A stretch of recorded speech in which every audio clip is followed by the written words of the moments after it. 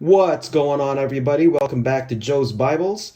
And today we are going to go and look through this NIV Heritage Bible in the Passaggio setting. I'm going to walk you through what's inside, and then I'll give you my thoughts on this very unique, very beautiful Bible.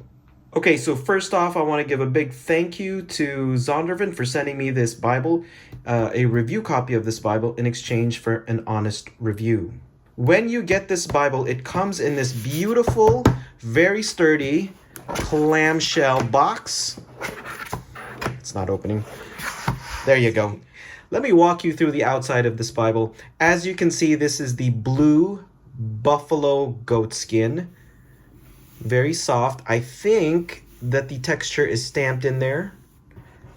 Perimeter stitching. I was going to look at the spine. Not yet. This is let me show you the perimeter stitching all around. Here is the spine. You've got 1, 2, 3, 4, 5 spine hubs, Holy Bible, NIV logo, and the Zondervan logo. You can see very nice, very gold, very beautiful, very nice. Okay. On the back, look, there's no ISBN number stamped on there, but it is there. Look in the back. Woo. The feel of this blue cover, this blue buffalo cover, is really nice. It's a little bit chalky, but it's very soft, and it's actually really grippy. It's great to hold with one hand because it's not slippery. Overall, I like the color and the feel of this cover. When you open the Bible, you can see this beautiful blue inner lining. I'm not sure what this liner is made of. It feels synthetic, but I could be wrong. You can see right away that there is this tab. So this is an edge-lined Bible. You can see this gold gilt line all around. This gold gilt line does not frame the Bible very well. Let me just show you that now.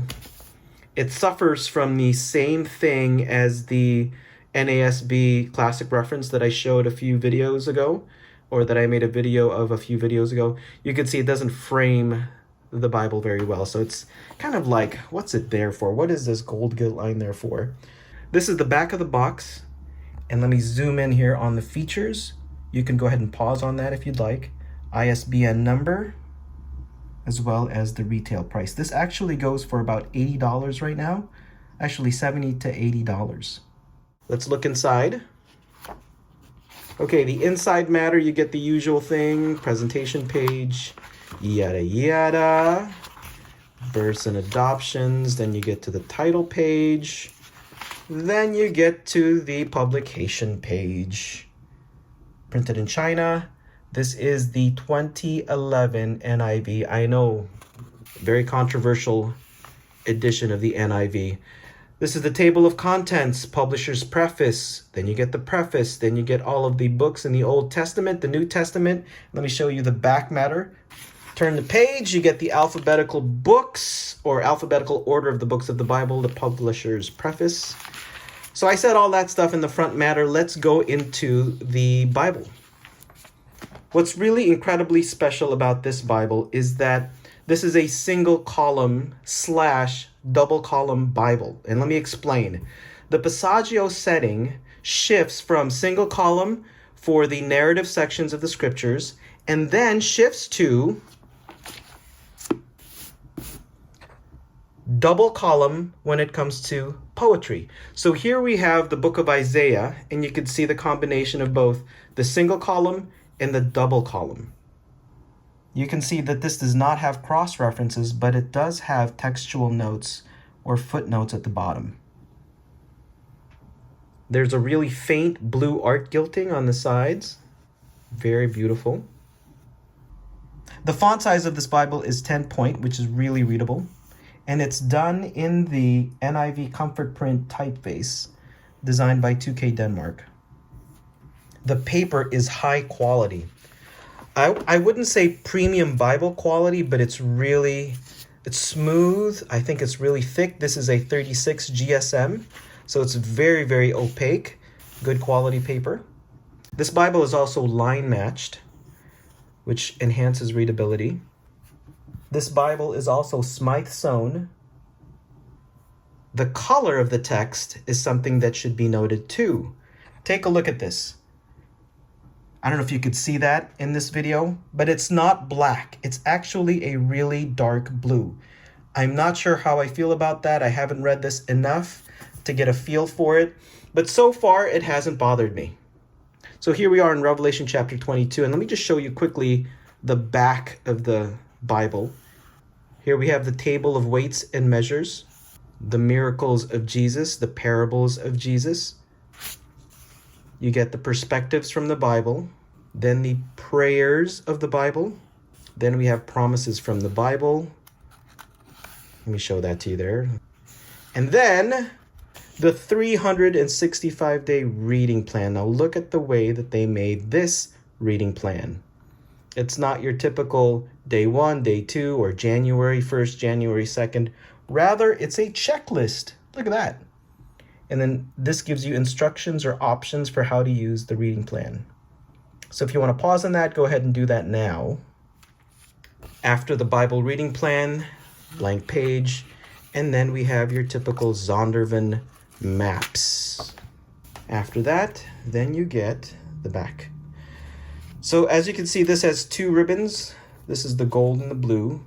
These were not done very well. Let me show you how it was done.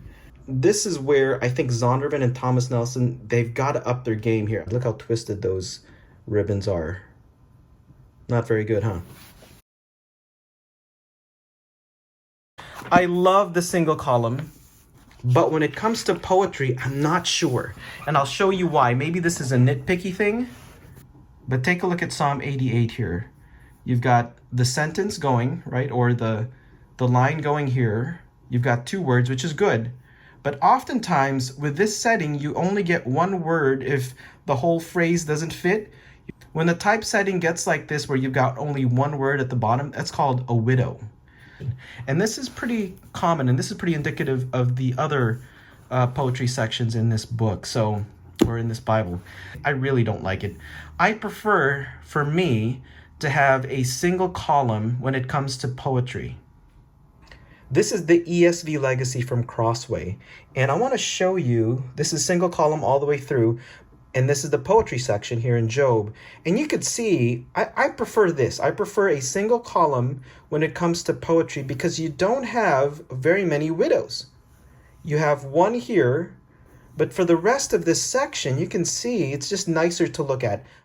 So that's my biggest critique of this Passaggio setting. I get the idea. I love the idea. You're going to go single column for the narratives, but you can't do that all the way through in the poetry section, or else this Bible is going to get really thick. But I don't like the typesetting or what they did or the design of the poetry section, leaving just 1 word there.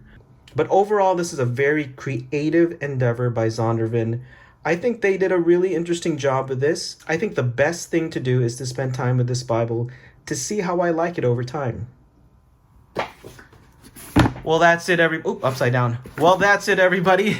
I hope you enjoyed this review and look through of the NIV Heritage Bible in the Passaggio setting. This is the blue genuine leather edition, made in buffalo skin. If you're interested in one of these, I'll leave a link below. Have a great day, everybody.